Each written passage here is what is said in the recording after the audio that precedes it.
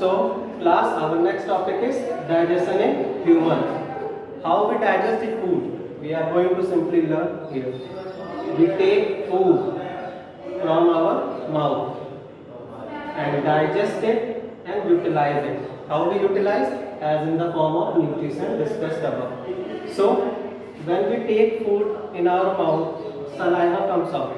The major role of saliva is to mix the food so that it could be semi-liquid form, and it will be easily going through the esophagus, see, or food pipe. You can say anything, esophagus or food pipe.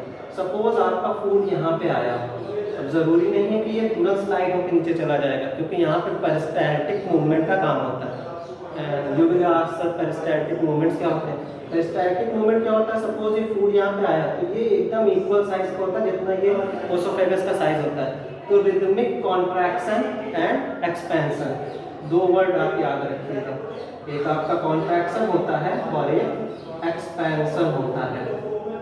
Food का नहीं, इस oesophagus जो food pipe है इसका, अब ये इसको जब पुश करती है तो यहाँ पे ये साइज इसकी थोड़ी सी बड़ी होती है और यहाँ पे थोड़ी छोटी होती है, फिर बड़ी होती है फिर छोटी होती है। ये कॉन्टिन्यूअस तब तक होता है जब तक ये स्टमक में जाके सेक नहीं हो जाती। ठीक है, चलिए अब हम लोग बात करते हैं एलिमेंट्री कैनाल।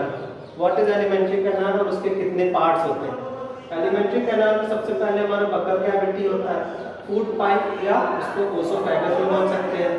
थर्ड स्टमक होता है, fourth small intestine, large intestine, fifth and at the last anus. It is used for the जो वेस्ट प्रोडक्ट हम लोग के जनरेट होते हैं उसको बाहर निकालने के लिए शरीर के हम एनस का यूज करते हैं। चलिए अब स्टार्ट करते हैं हमारा first topic, the buccal cavity. इसको आप सिंपली कह सकते हैं जो आपके माउथ में जितने टीथ होते हैं, या सबसे पहले फूड जहाँ पे जाता है जिसके द्वारा आपका पहला प्रोसेस स्टार्ट होता है फूड को च्यू करने का, वही आपका बकल कैविटी। यहाँ पे हमारा सबसे पहले आता है इंजेशन। इंजेशन क्या होता है? Taking the food into your mouth is simply called ingestion. Food को मुंह के अंदर लेके आना ताकि आप उसको चबा के उसके न्यूट्रिएंट्स को ले सकें। यहाँ से न्यूट्रिएंट्स मिलता नहीं है, बट हम जो फूड बड़ा पार्टिकल होता है उसको छोटे छोटे पार्टिकल में क्रश करते हैं with the help of these 4 type of teeth. That is first molar. Molar क्या होते हैं? 6 टीथ होते हैं एकदम बैक में।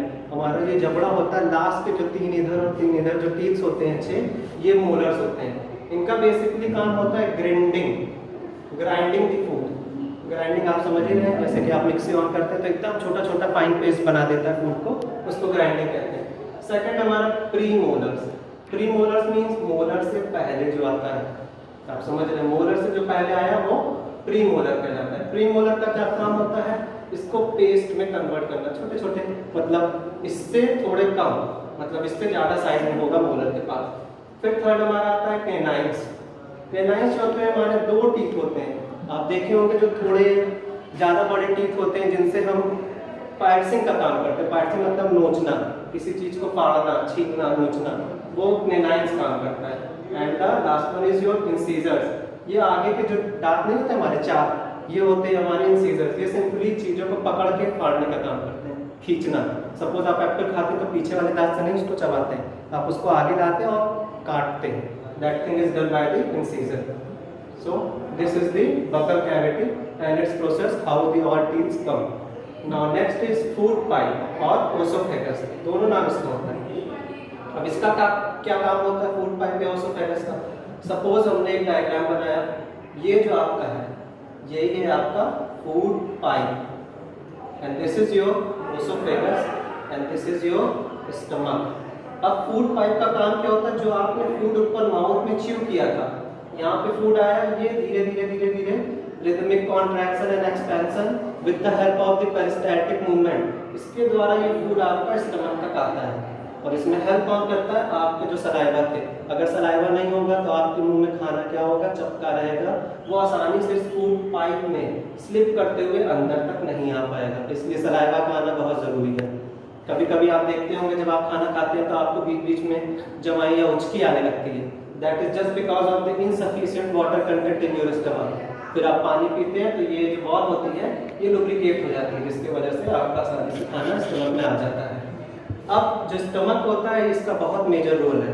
थर्ड इज योर स्टमक, इसका बहुत मेजर रोल है।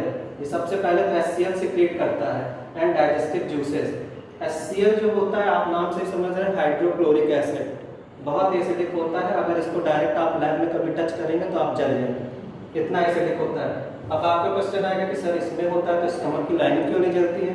So it is protected by the mucus.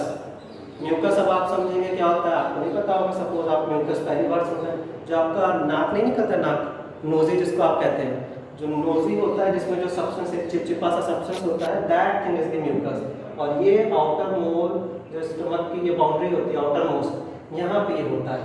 तो HCl जब भी आएगा अंदर होता है, इस म्यूकस से कांटेक्ट में आता है तो ये नहीं रिएक्ट कर पाता, जिसकी वजह से ये लाइनिंग हमारी बची रहती है। अब आप कभी देखे होंगे खाना नहीं खाते तो आपके पेट में जैसा लगता है कुछ काट रहा है अंदर से, वो काटता यही HCl है। HCl क्या करता है, आपके स्टमक लाइनिंग को धीरे धीरे तोड़ना स्टार्ट करता है। और अगर ये बहुत ज़्यादा तोड़ दिया या खाना बहुत दिन तक नहीं खाया तो ऐसा होगा कि ये इस लाइनिंग को अल्सर में कन्वर्ट कर देगा, वहाँ पे घाव हो जाएगा। और वो अल्सर जब हो जाता है फिर हमें एंटासिड लेना पड़ता है। Is it clear student? अब इसके आगे चलते इसमें डाइजेस्टिव जूसेस भी होते हैं। ये डाइजेस्टिव जूसेस क्या करते हैं, ये डिफरेंट न्यूट्रिएंट्स को सिक्रीट करने या उससे न्यूट्रिएंट्स को लेने का काम करते हैं। So student, I hope you understand this topic.